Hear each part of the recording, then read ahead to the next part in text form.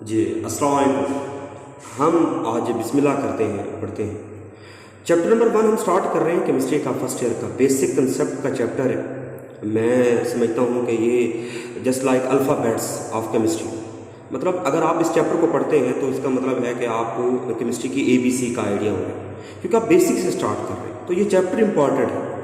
Board میں اس chapter کی جو اہمیت ہے وہ یہ ہے کہ اس چیپٹر میں سے نومیریکل بھی آتے ہیں, کچھ سال آتے رہے, کچھ عرصہ نومیریکل آتے رہے. تو تھیوری کا کوشچن بھی آتا ہے, نومیریکل کا کوشچن بھی آتا ہے, تو دونوں چیزیں اس میں امپورٹنٹ ہیں. تو بسم اللہ کرتے ہیں. سب سے بیسک چیز جو ہے وہ کیا ہے, ہمارے پاس ایٹم ہے. اگر سب سے سمپل سوال میں آپ سے پوچھتا ہوں کہ آپ کے گھر کی جو بلڈنگ ہے وہ کس چیز سے مل کر بنی ہے, اس کی بیسک یونٹ کیا ہے, اس کی بنیادی اکائی کیا ہے, تو آپ کہیں گے کہ سر وہ ایک اینٹ ہے. ٹھیک ہے. تو اب ہم اسی طریقے سے دیکھتے ہیں کہ یہ جو ہماری پوری کائنات ہے, کیونکہ کیمسٹری جو ہے وہ اللہ تعالیٰ نے ہمارے لیے سب کچھ پیدا کر دیا ہے.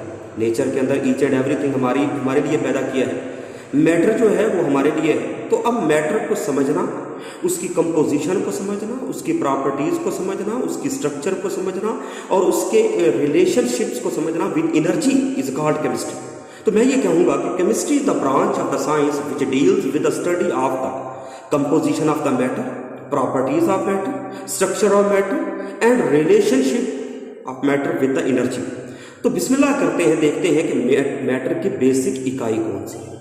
تو بسم اللہ کرتے ہیں, ایٹم کے بارے میں پڑھتے ہیں. ایٹم, اب ایٹم کی سب سے پہلے جو چیز ہم پڑھنے جا رہے ہیں وہ اس کی ہسٹری ہے, اس کا بیک گراؤنڈ ہے کہ اس کے بارے میں کس نے کب اور کیسے کام کیا. اچھا, نالج کوئی بھی ہو اس کی تاریخ میں سب سے پہلے یونانیوں کا ذکر آتا ہے. آپ افلاطون کو جانتے ہیں, سقراط کو, ارسطو کو جانتے ہیں, تو یہ سارے یونانی فلسفی تھے. اب ہم جو پہلے پڑھنے جا رہے ہیں وہ گریک فلاسفرز کو پڑھنے جا رہے ہیں. نو ڈاؤٹ ان کا جو بھی ایک آئیڈیا تھا وہ ایکسپیریمنٹل بیسس پر نہیں تھا, وہ جسٹ ایک ان کا آئیڈیا تھا, فلسفہ تھا. ان کے اکارڈنگ کیا تھا, metre could be divided into smaller units to reach a basic unit which are not further divided. انہوں نے کہا کہ اگر ہم میٹر کو ڈیوائڈ کرتے جائیں تو ہم ایک ایسے بیسک پوائنٹ پر پہنچ جاتے ہیں, بیسک یونٹ پر پہنچ جاتے ہیں جس کو ہم مزید ڈیوائڈ نہیں کر سکتے. لیکن ان کو یہ آئیڈیا نہیں تھا کہ ایٹم سے آگے بھی کچھ ہے, تو وہ ایٹم پر جا کر روکے. ابھی ان کو ایٹم کا جو ورڈ ہے وہ بھی صحیح طریقے سے نہیں آتا تھا.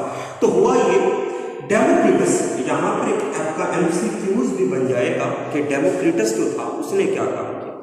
یہ بیٹا اس کی لکھی ہوئی ہے 460 to 370 BC. BC کا مطلب ہوتا ہے بیفور کرسچینٹی, قبل از مسیح. قبل از مسیح کا مطلب ہوتا ہے حضرت عیسیٰ علیہ السلام کی آمد سے پہلے. مطلب ڈیموکریٹس اتنا پرانا ہے کہ وہ حضرت عیسیٰ علیہ السلام کی آمد سے پہلے 460 سال پہلے پیدا ہوا اور 370 سال ابھی ان کی آمد میں رہتے تھے کہ وہ اللہ کو پیارا ہو گیا, مطلب فوت ہو گیا. یہ ڈیٹ آف ڈیتھ ہے اس کی. اب ڈیموکریٹس نے کیا کہا, کال دیز پارٹیکل ایٹمز. اس نے ان پارٹیکلز کو, جو کہ یونانیوں نے کہا تھا مزید ڈیوائڈ نہیں کر سکتے, اس کو انہوں نے ایٹمز کہنا شروع کر دیا.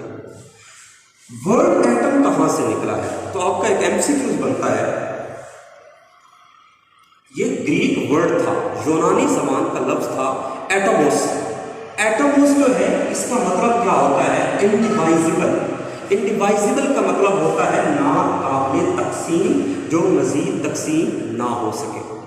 تو یہ تھوڑا سا آپ نے آئیڈیا رکھنا ہے کہ ڈیموکریٹس کا نام ذہن میں رکھنا ہے فار MCQ, اس کی ڈیٹ آف برتھ, اس کی ڈیٹ آف ڈیتھ ذہن میں رکھنی ہے, اور ایٹم کا ورڈ کہاں سے نکلا, ایٹموس سے نکلا, یہ آپ نے ذہن میں رکھنا ہے. وقت گزرتا گیا, حضرت عیسیٰ علیہ السلام بھی آ گئے, 17ویں صدی کا دور چل رہا. کبھی کبھی یہ شارٹ کوسچن پوچھا جاتا ہے کہ what was the work in the 17th century. 17th century کے اندر کیمسٹری ایٹم کے بارے میں کیا کام تھا.